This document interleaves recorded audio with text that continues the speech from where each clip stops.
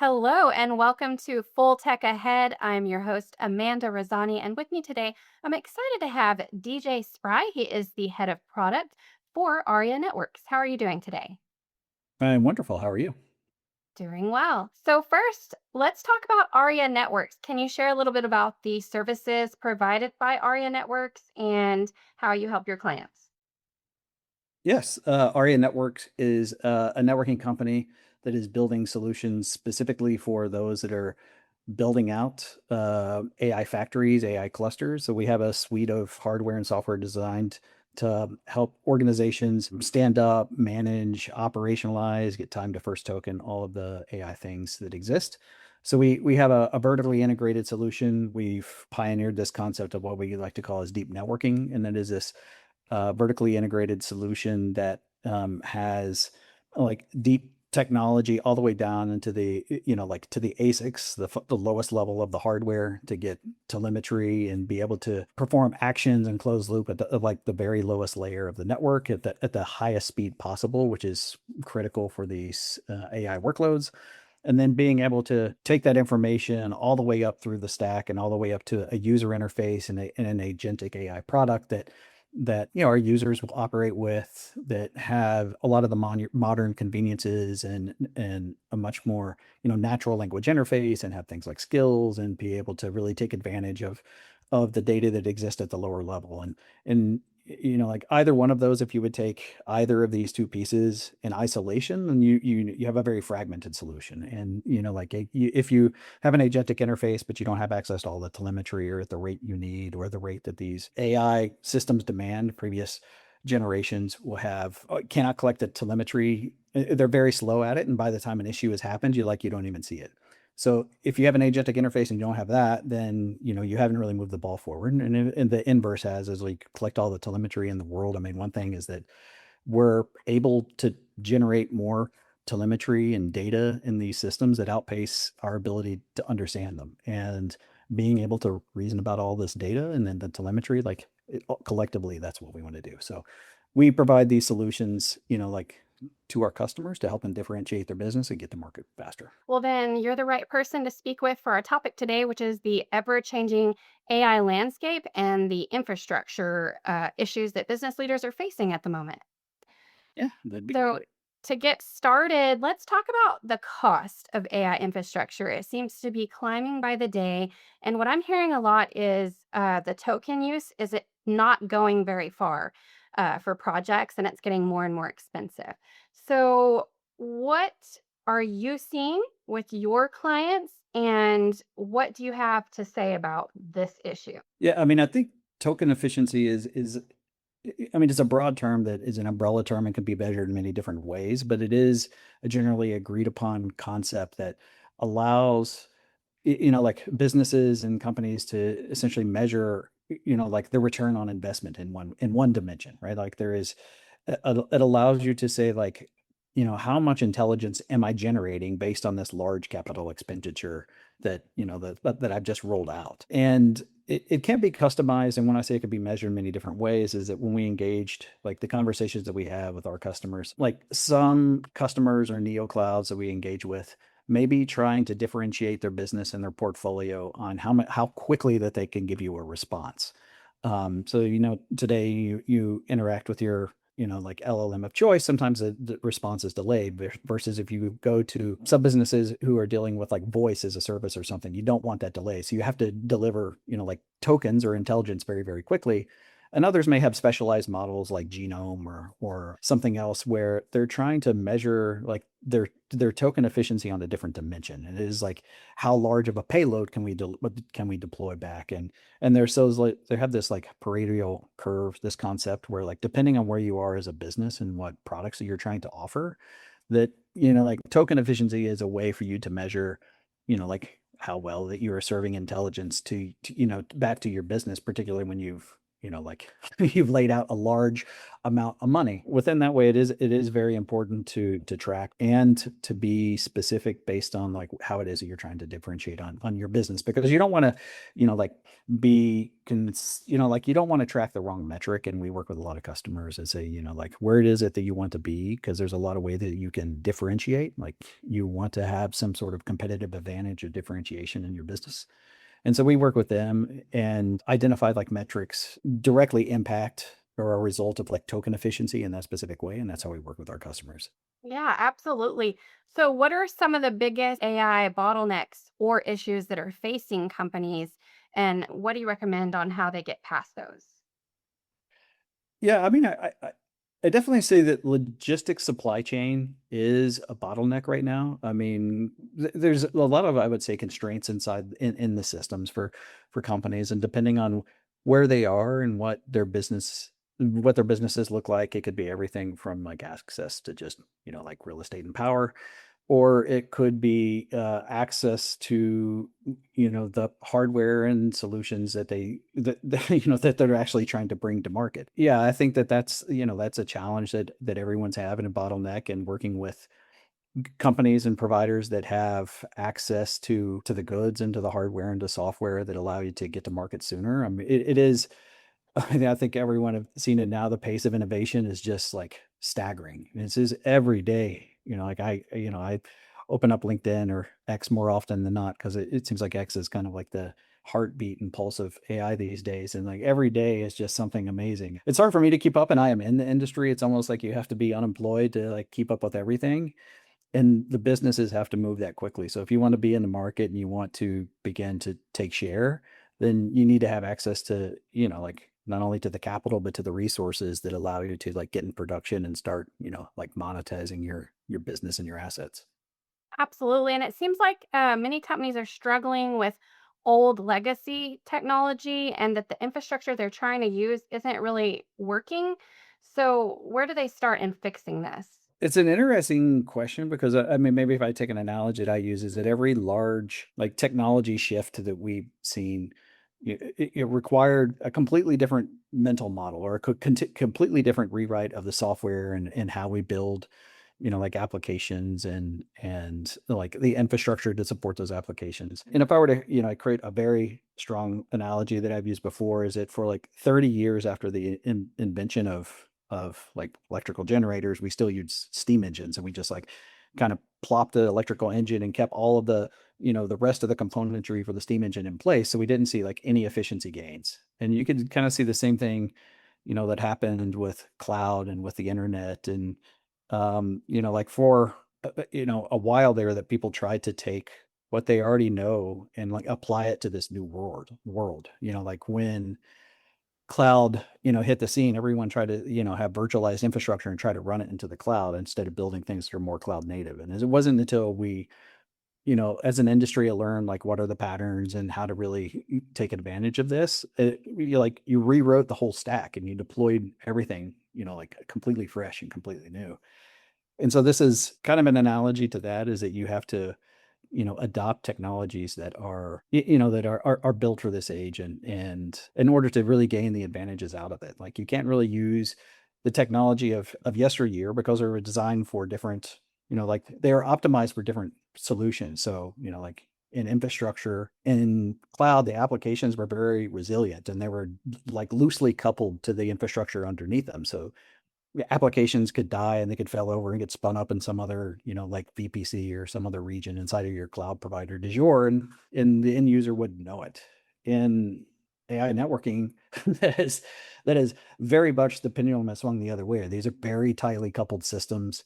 It generally will drag down to the lowest common denominator, meaning by which, like when you're training models, as an example, the model completion is dictated by like the slowest entity, because like all of the information, has to go back, like to one source and then bring back like all reduce and all shuffle. And there's these techniques, but it essentially the speed drags to the slowest, like component.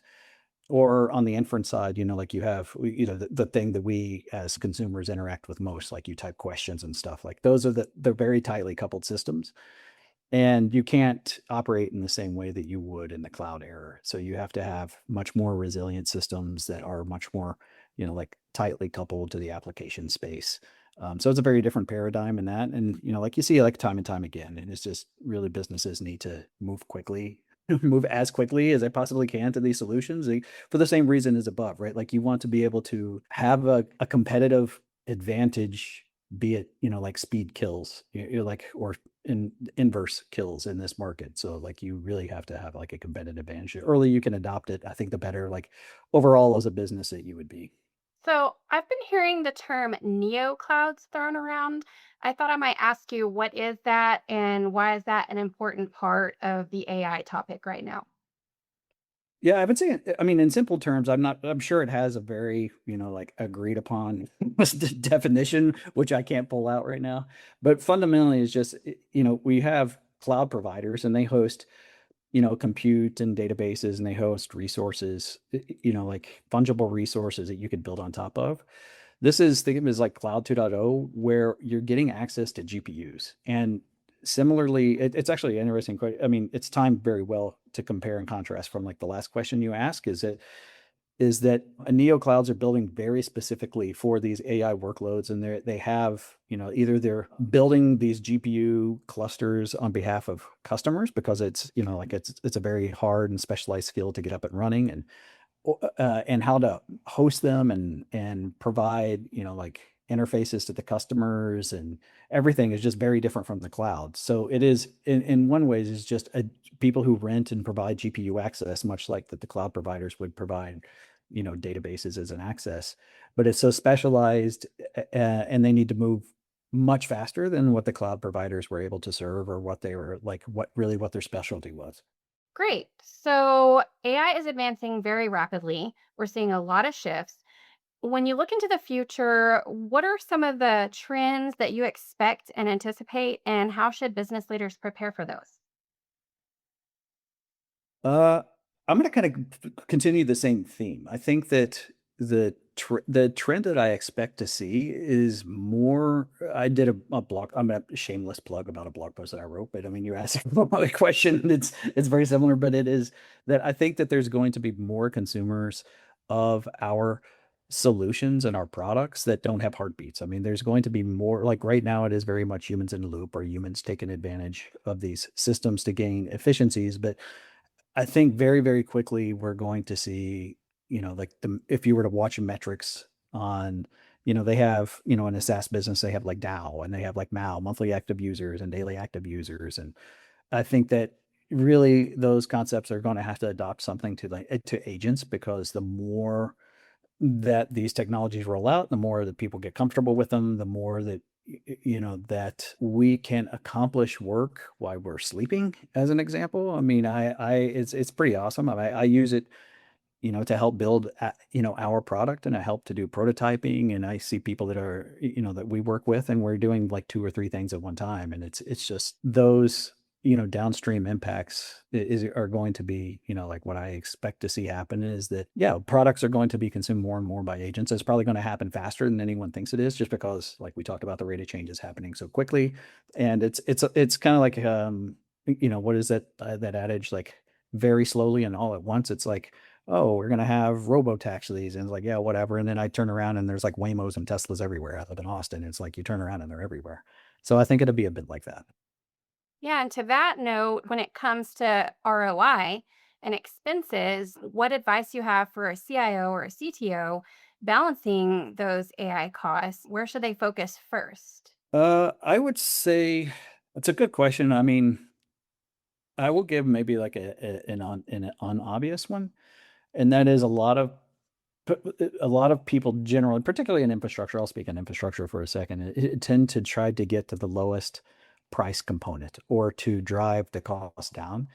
But when it is that you're trying to be like this, term this, leading provider of intelligence, that it is counterintuitive at times that you may want to spend more, right? Like, and there are certain areas that give you, like outsized gains, right? In the networking, it's generally a small spend compared to that much larger, like many zeros bill.